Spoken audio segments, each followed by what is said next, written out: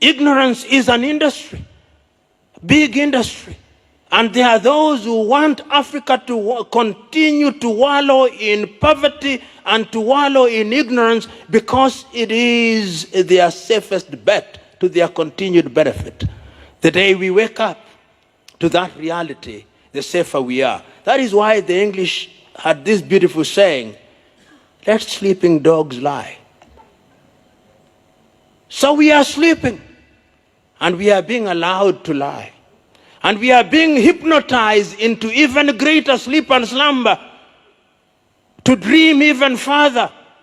But I'm telling us, if Africa is to realize our dream, we must wake up.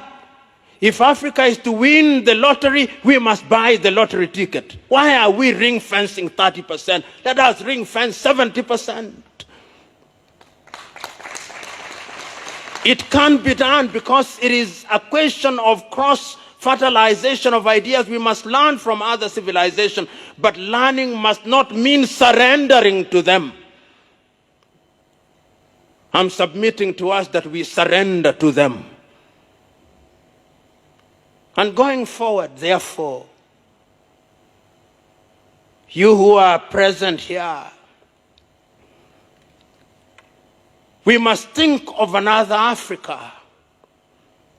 An Africa where when we talk about technology, whether it is in solar technology today, Morocco, and I stand to be corrected, is engaged in developing one of the largest solar farms anywhere in the world.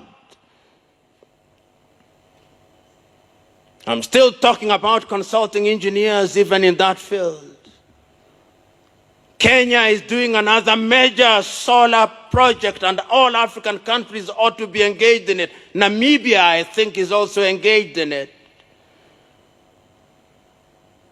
But if you ask who the consulting engineers are for those projects, they are not Africans. Even the solar panels that are going to be used, the best that African countries will do is to assemble them. They'll be brought as completely knocked down kits, and ours is to assemble them as our children assemble Lego.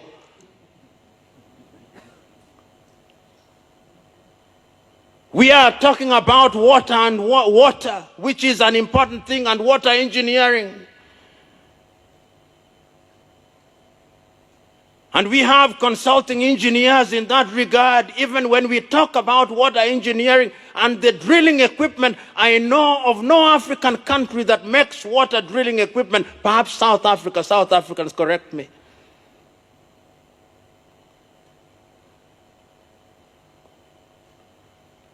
When we are talking about road infrastructure, I know that sometimes even when we are doing the roads, even the one here, the Kampala and Entebbe Expressway, the contractors, under the guise of something that they now call design and build, will even import steel from their countries, saying that ours has too much carbon content.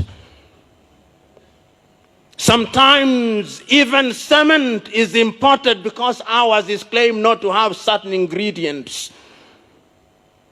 I'm still talking about consulting engineers.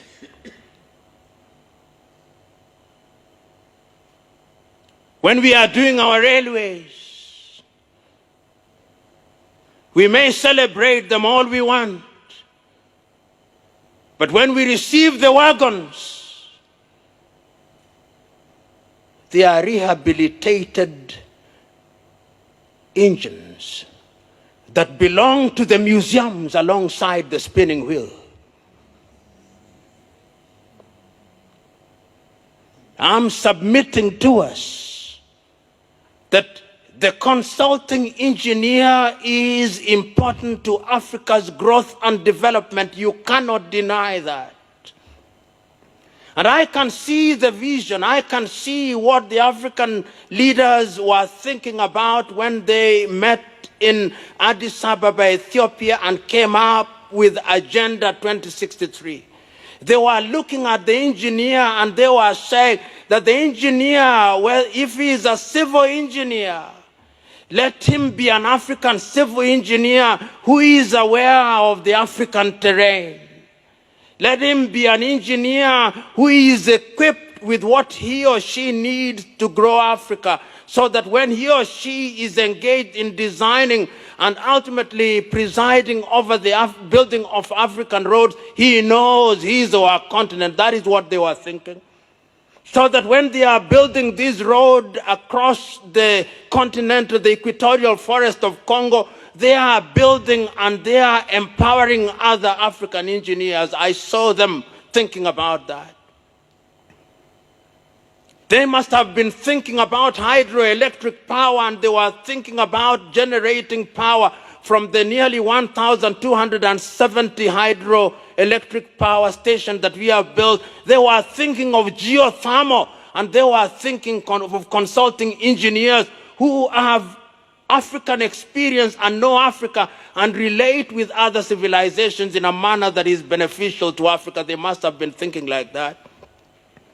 When they were thinking about fuel, fossil fuel, and they were thinking about the pipeline, they must have been thinking about chemical engineers and other related engineers who would be doing things for the benefit of Africa. They were thinking about aeronautical engineers that would be capable not only of ensuring that the planes that are made in Europe and America fly, but who are moving progressively to ensuring that even Africa can produce an aircraft. The Brazilians have done it in our lifetime. But today, that is not the truth. So, fellow engineers, if I have dampened your spirit, that was my intention. Because it is those dampened spirits that are capable of providing a fertile ground for the fruit of growth to germinate. This continent is capable of achieving much. Africa today has a population of 1.1 billion. We are 55 countries, and all the 55 countries, our economy is only as big as that of India. We can do better. And if we are going to do better, I have no doubt in my mind that you great minds that are gathered here, because the minds that are present here are some of the best minds that Africa can offer. Let it not be business as usual. Let it not be that you have expanded your firm to include 100 engineers to do work that has been handed down to you by some European or Chinese firm. No. Let it be that you are also capable of doing things in your own right. You can do it. You must do it. Because if you don't do it, the thing that we call growth will never be realized. We'll have symbols of what we describe as growth, but Africa will never grow. We'll have things that appear to represent growth, but Africa will never have grown. So, ladies and gentlemen, I'm here to remind you and to remind myself that if Africa is to realize our potential in the world of infrastructure, because as the Vice President rightly said, if you have infrastructure, it has an impact on agriculture, it has an impact on mining, it has an impact on the health sector, it has an impact in every other sector in our economies. It can be done. It must be done. And you are the ones who are going to do it. And remember that the world is not very kind. All of us know. Every other person in every other part of the world is trying to ensure that they are at the top of the food chain. Where is Africa in the food chain?